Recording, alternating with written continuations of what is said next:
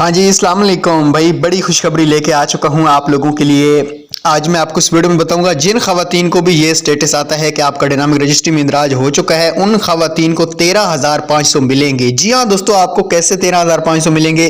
क्योंकि जो न्यू लोग अभी अहल हुए हैं, कल भी मैंने वीडियो बनाई थी, आज भी बनाई है, डेली जितने न्यू लोग ऐड हो रहे हैं, हम वो उनके आईडी कार्ड नंबर शो नहीं कर सकते यहाँ पे, लेकिन हमारा जो ग्रुप बना हुआ है वहां पे हम सारी डिटेल भेज रहे हैं। तो आपसे रिक्वेस्ट है कि हमारा व्हाट्सएप ग्रुप नीचे जल्दी से ज्वाइन कर लें।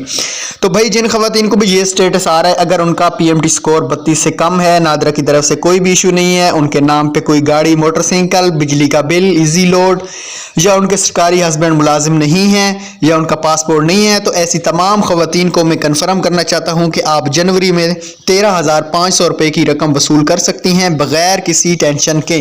तो चले आज की वीडियो को शुरू कर लेते हैं। भाई ये किस तरीके से चेक होगा, इस पर मैं पहले वीडियो बना चुका हूं कि ये आप लोग किस तरीके से चेक कर सकते हैं कि आपको 13,500 मिलेंगे या नहीं। Thanks for watching. अल्लाह हाफ़िज़।